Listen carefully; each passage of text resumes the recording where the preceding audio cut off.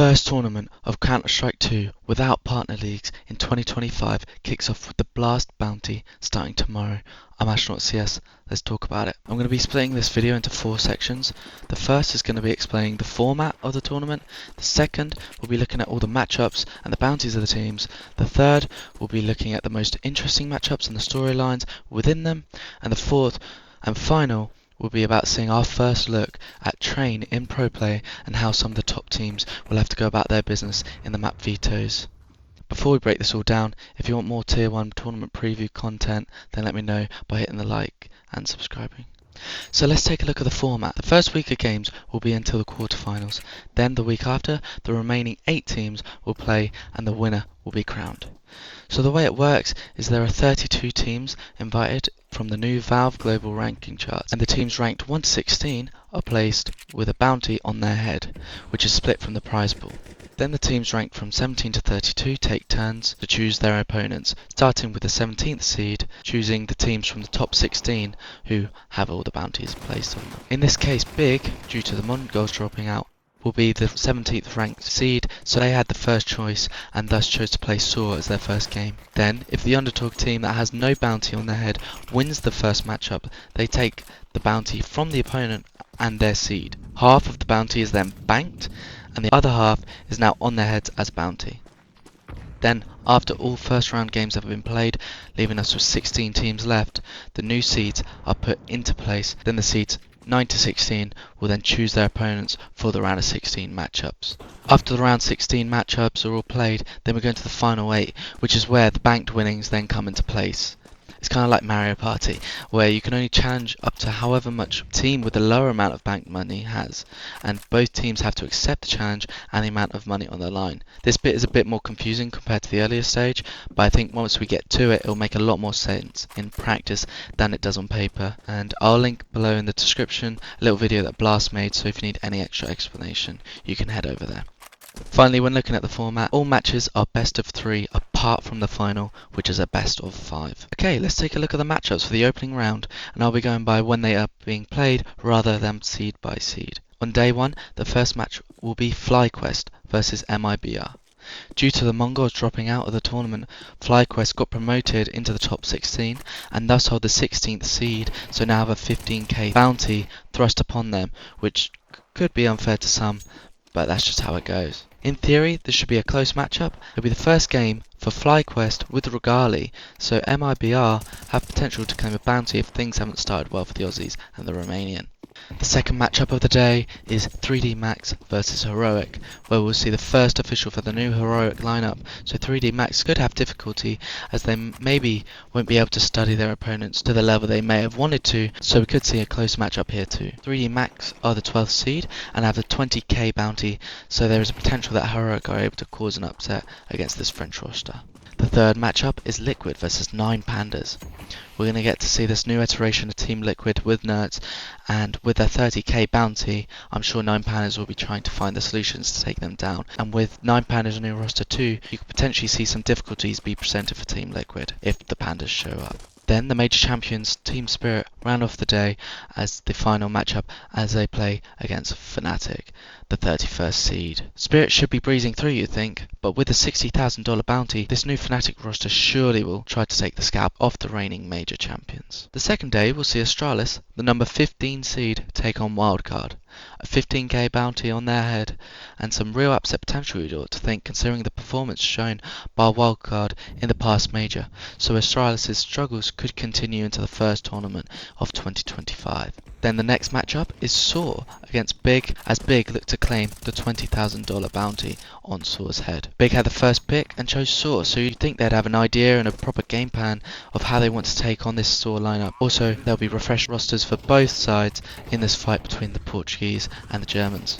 Then we get to see Nico play his first game for Falcons take on Ents. Since Falcons signed the core of Heroic, they took the spot of Heroic in the rankings, meaning they have the $30,000 bounty on their heads, and this is some interest for Glaive and his Ents side. Then to round off the second day, Vitality face the bottom seed Metasport. The latter obviously were only in the tournament due to the Mongols dropout. This new and potentially improved vitality with the signing of Robs will surely make this game have a lot of eyes on it. Additionally, when Vitality have that $60,000 bounty on their heads as they hope to not get upset in their new side's debut. On the third day, the new Complexity roster then faces the new Virtus Pro roster in the next matchup, with the former having the $15,000 bounty placed upon them. Two refreshed teams with a lot on the line could really cause a good matchup here, so I'm really excited for this one. Fluxo will then challenge the number 10 seed Eternal Fire for their 20k scout. We'll see if the Brazilians, who have a few notable names like Art and History, can stand up to the task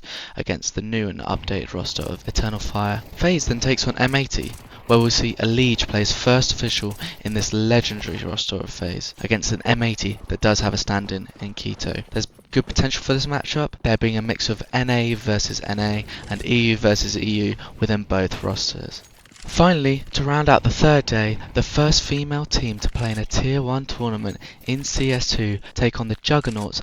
That is the team of the year in 2024 of Na'Vi. Will they be able to take a dent into Na'Vi and steal their $60,000 bounty?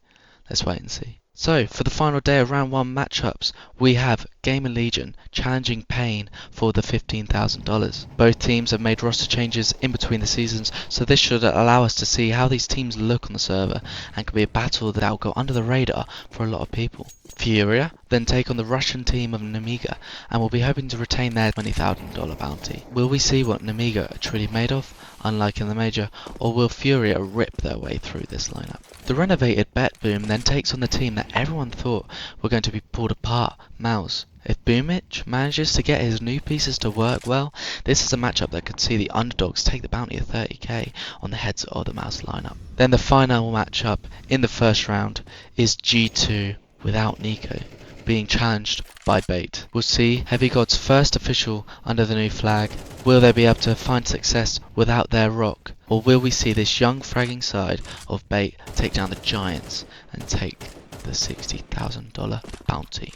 Now I've gone over all the matchups, let's go over the teams and storylines that excite me the most. Let's start with the reigning major champions. Will they be able to return to their form after the winter break, or will we see them start off slowly?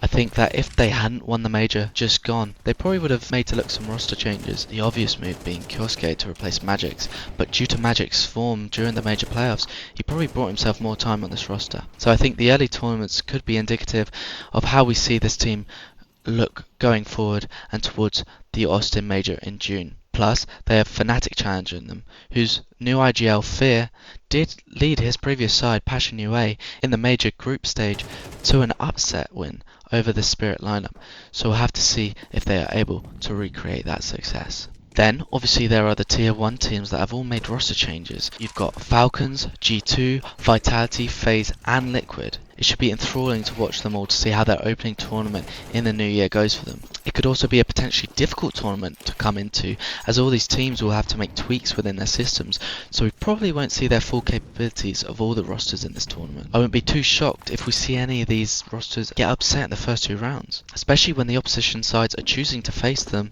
and the teams that are ranked below them in the second stages could be able to challenge some of these top teams, you'd ought to think. The biggest talking point for most people is seeing the Imperial female side play in this tournament. You'd hope, even though they are taking on Na'Vi, that for their sake they show a good performance. With all the hostility that women in gaming already struggle with, I really hope they can at least show a performance strong enough to gain some respect, especially considering they had more choices than just Na'Vi when they did select them. I just don't want to see the sexists and the idiots win, so my hope for this side is, even if they get 2-0'd in the first matchup, just put in a solid and respectable performance. Talking about Na'Vi though, they had a really disappointing end to a very strong year, with 2 back-to-back poor performances, so they'll be hoping they can regain their form and momentum for this upcoming season. If they continue this slump, then some people will start to doubt the roster, and high levels of scrutiny and pressure could really grow on them. So a deep run in this tournament is highly needed, I would think, for this roster to brush off the chats people begin to have otherwise. Then Virtus Pro are a team that I think have a real upset potential if Electronic can get his new side in shape for their first match. It wouldn't be crazy to say that they are favourites for their first match against Complexity, despite being the lower seed. Also, they play a Complexity side that has lost its superstar rifler in the league, and surely the fall-off will be felt for the Complexity side. This, you'd think, is the best opportunity you could have to claim a bounty for the lower seeds. Then there are some underdog teams that have the potential to do well in this tournament. I think the names of BetBoom, Gamer Legion, ENCE and Wildcard could definitely cause some upsets, or at least have some good tussles with any of the teams in the top 16. I would also include M80 into that mix, but due to Rec not being able to play, you could see them maybe not perform up to the level you could hope for. Further, I would include a side like Heroic in there too, but I'm hesitant until I see how they play and shape up, as the core and Sangal previously completely choked when getting to the major itself after having a lot of hype around them before the major. Vertigo has finally been removed. Train has been added to the map pool, which is going to potentially add some extra excitement to this already hyped up opening tournament of the year. I'll probably do a full video on my thoughts on Train being added into the pool in the near future, if that's something you'd like to see. If so, let me know in the comments or by liking and subscribing. Anyways, I feel like this is going to add the extra spice to some of these games, as we could see a few things happen. Teams like G2, Na'Vi, FaZe and Liquid, all these are teams that previously permanently banned Vertigo, so it'll be interesting to see how they approach them. Do they now just change their permaban to Train, or have they worked on it and would rather take a map that's a weaker one out of their pool? I think both ways of approaching will probably be used by different teams, but in my opinion, if I were in one of these big teams, even if I was practicing and scrimming on Train, I would ban it, at least for the first opening matches. It's not like the metas on the other maps have all just suddenly changed now this new season's here. So even if they are looking to swap their permaban to another map and deciding to have Train as part of their map pool, they should be, at the very least, competitive on the maps played previously in the last season. Obviously, the majority of these teams have made changes to their roster though, so it might make more sense for them to just go with what they have made their new map pool, and if they've already decided another map to be banned since they wouldn't have had the reps, it might make sense for these teams to just go with what they've made their new map pool. But there is the chance that they look at their matchups, see what their opponents usually go for, and if it's not going to be their new permaban picked by the opponents, then ban Train and float their potential new permaban and hope the other side don't pick it. Or the other option, if they believe their practice has been really strong on the map, just let it float. Or even pick it. Then there are the top teams that didn't have Vertigo as their permabans, which are Team Spirit, Vitality, Mouse, Furia and Pain. Falcons are obviously a question mark, as with the Heroic core before, they did used to play it, but obviously Nico didn't, and we haven't seen how this team's going to really shape up, so I'm not going to jump too early to conclusions of what I think they'll end up banning, so we'll just wait until the officials. Going back to the sides I mentioned earlier though, it'll be a toss-up for them, you'd have to think. If they decide to ban Train, then they, in theory, will have a lot to catch up on the previous maps they had as their permabans. So it'd be likely that the majority of these teams stick with their usual permaban and play Train. Which, if they do, it'll be very exciting to see if any of their opponents pick it against them to potentially try to upset. But the reason I think they should probably stick to their permabans is that the meta on Train hasn't been established yet. So if they can create some niche strategies or find the holes to exploit, and they have the time to practice it, it would probably allow them some success in the early days of Train's reintroduction to the pool. As the meta starts to grow or changes take place, then it allows them to keep up and not fall behind the ever-changing growth that always takes place when new maps are introduced. So that should be really exciting, and this upcoming Blast Bounty event is a really cool and unique way to start off this year. Let me know your thoughts on who you think has the best upset potential, which sides you're most looking forward to seeing, what your thoughts are on the format, and how much of a part do you see the reintroduction of Train playing in the upcoming matches. Let me know. If you enjoyed the video, make sure to hit the like button and subscribe if you want to see more tournament preview videos. Plus, I am working my way through the remaining Roster Mania videos, so keep an eye out for those too. Thank you for watching.